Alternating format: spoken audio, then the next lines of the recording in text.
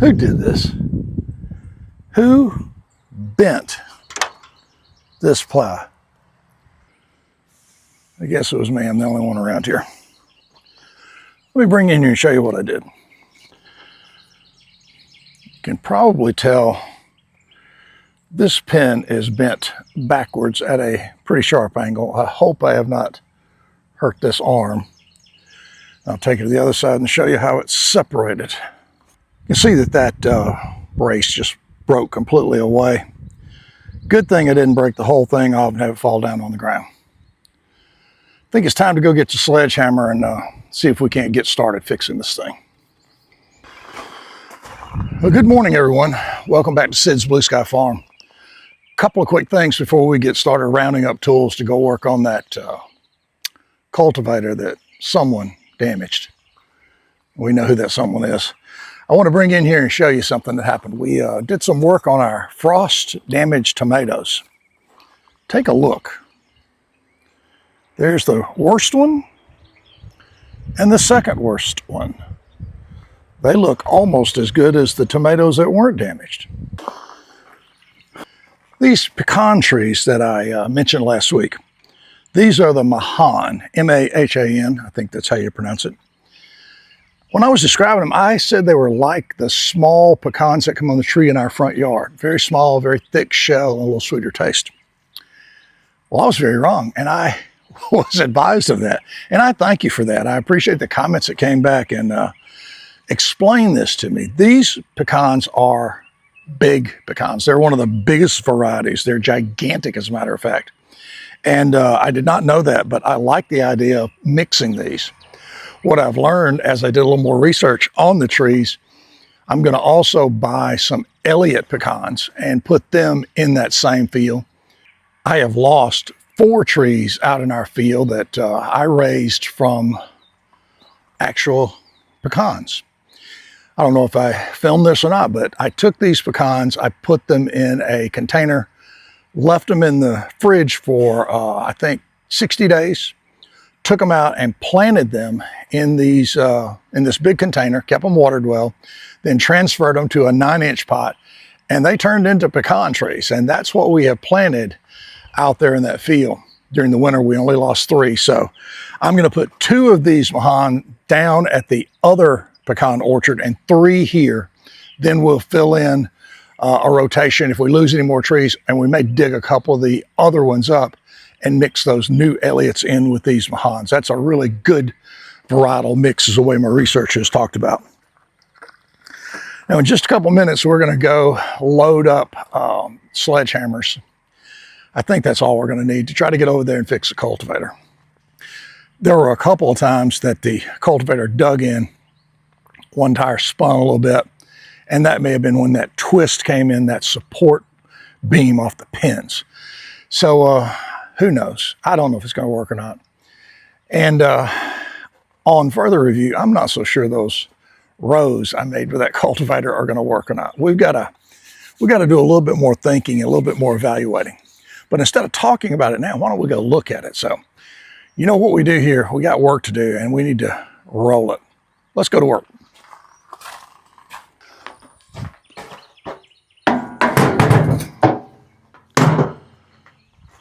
Big pry bar. Might need it. Hole diggers.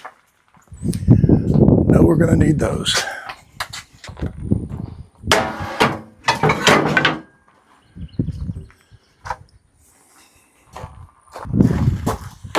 little bit of potting soil and the pecan trees. I'm going to get wet doing this probably.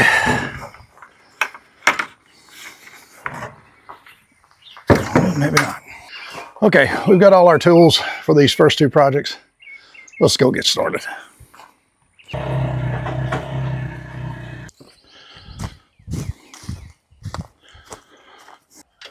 the pin came out pretty easily.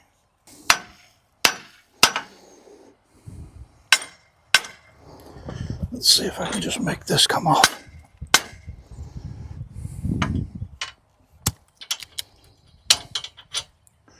Got the top link holding it up so it shouldn't fall on me.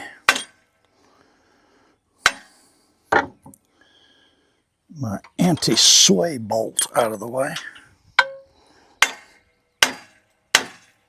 All right, that one's loose.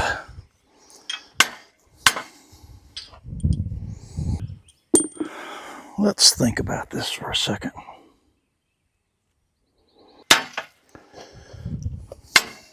Would it be best just to try to pull it back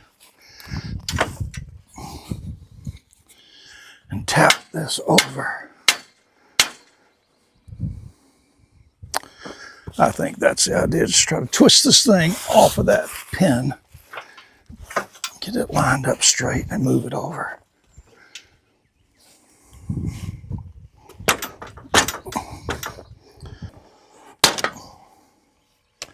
Really don't want to take that top link out. I think that's enough to move it.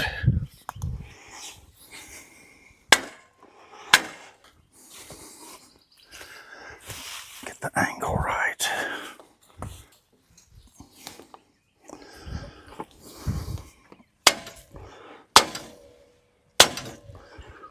There we go. All right, she's loose. Boy, both those pins are bent. Wow, that was not good. Kind of need to move the tractor, but I don't want to.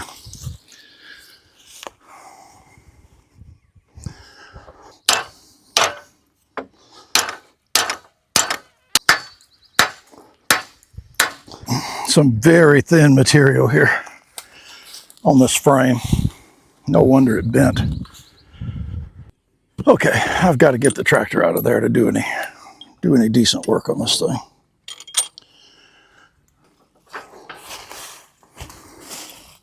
Yeah, let's just leave that right now. Okay, get the tractor out of the way.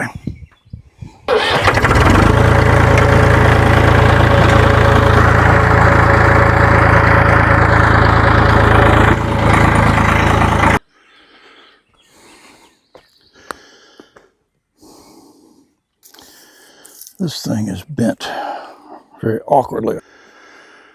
I'm not sure that's going to stay up if I start pounding on it, but I don't have much choice. This bar has to go down and this has to come over. Maybe one of those things that has to be heated before any of that happens. I'm not sure I can bend it with just a sledgehammer. And I'm just going to hit it a few times and see what happens.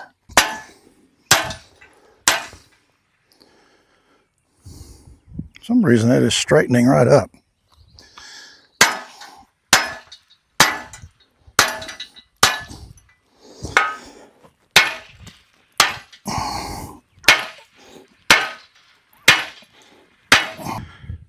Do I just hit it one time and see what happens?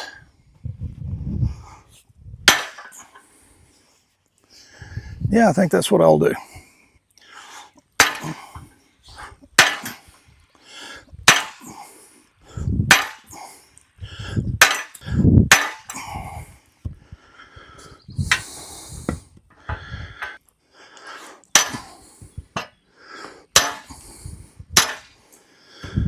I don't think this piece of wood's doing any good at all. Actually, it's not. Not having any impact on it at all.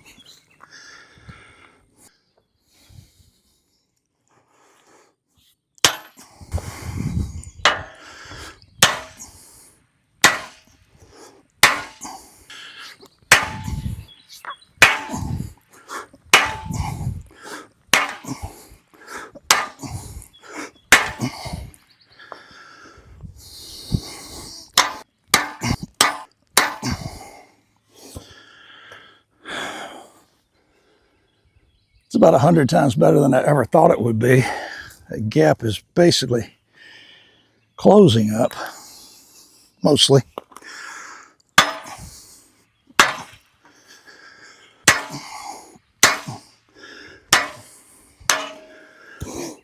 The brace is just about straightened out. Wow.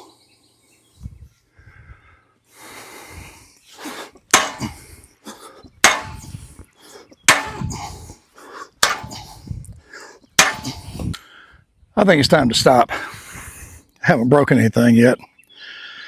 And both the pins are cocked at a little bit of an angle, but I'm not so sure that wasn't that way all along. I just don't remember. And I don't want to break these pieces off. Right now, oh, I just noticed something. The plow that I put on is twisted. That probably didn't help with the pressure that was on this piece here. It's cocked to the side. Still a really screwy setup in my mind. I don't know why it's like that. But I think it's good enough as it is. We'll stick this block up under here just as a little insurance policy, maybe.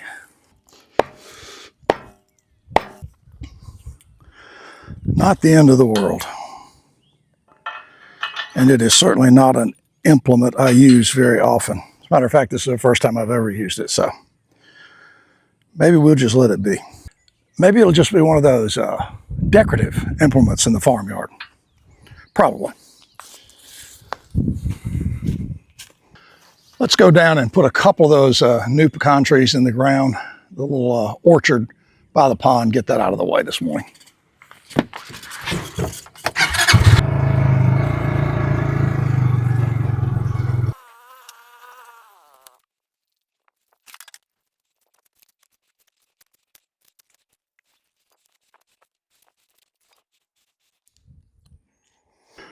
Tried to dig that out carefully, but I don't think it's got any life in it. I think this one was gone too.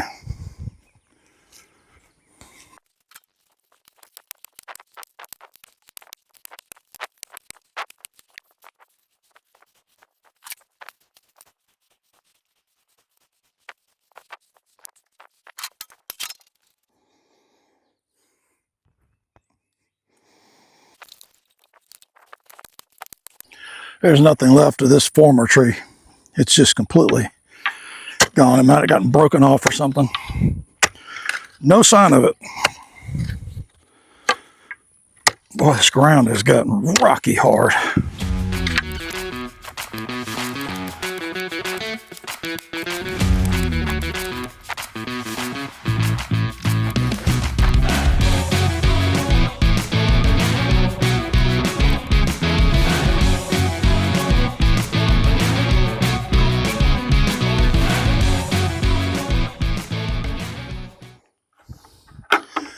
Well, I brought my gloves, but I never put them on. That's a great idea.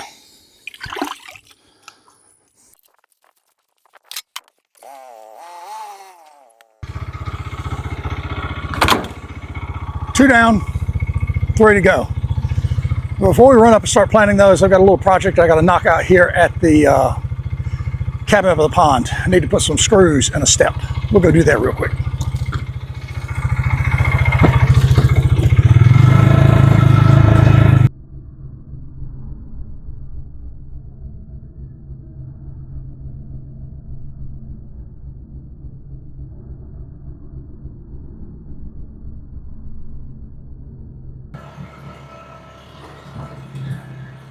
Make sure there's no unwanted wildlife hanging around the dock this morning. I have nothing to solve that problem if it existed.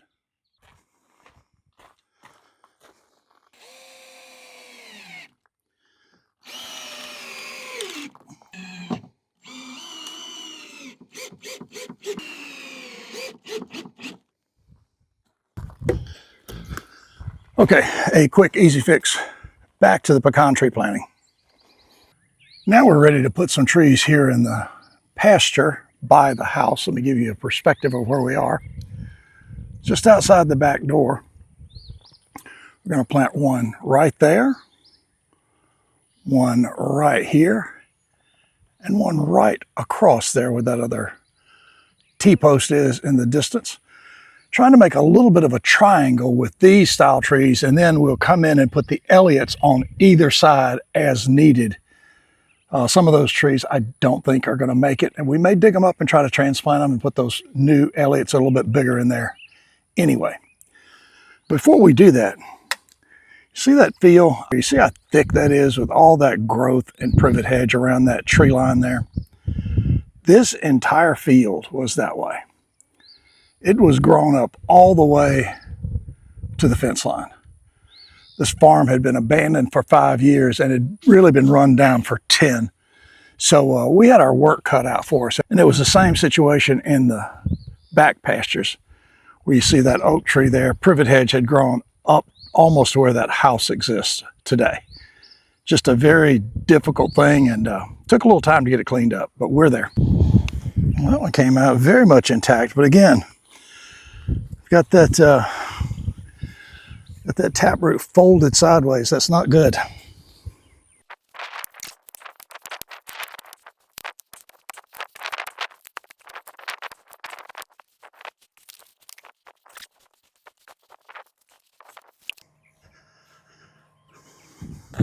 Nothing to dig up here.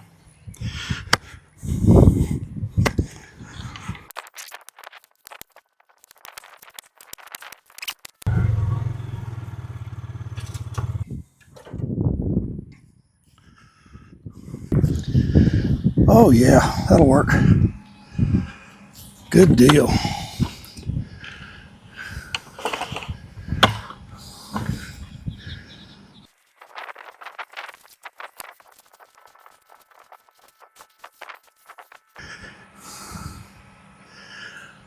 Good to have that one finished. It's really nice to have this pecan tree planting out of the way and have this whole situation done with. And it's also good to get that cultivator put back together as best we could. So the last thing I wanted to show you is this. I decided to scrap the idea of making rows with that cultivator. All that effort just to kind of learn it didn't work very well. So we hooked up the tiller again, went over this bed. So we're going to make our sweet corn rows here in this patch with this tilling as we've done here. I said in the video recently I wasn't going to buy a corn planter, but I did. Now I didn't buy an expensive pull behind the tractor corn planter. I bought a push corn planter. We'll see if it works, but if it doesn't, we'll just make our rows here in this bed and put the sweet corn in it. And we've got about 1 more week before it's time for us to start putting plants and seeds in the ground. And we're going to get started right here, I think, first with the corn, get the sweet corn done, go down and do the field corn, then start with the vegetables. But for today, I think we have done enough. It is late in the afternoon. We're going to call this a cut. Wrap it up for right now. We'll come back later in the week, maybe over the weekend, get you another video up of some things that we're doing around the farm. Until then, everybody have a great rest of the week and a fantastic Easter weekend. We will catch you later on. See ya.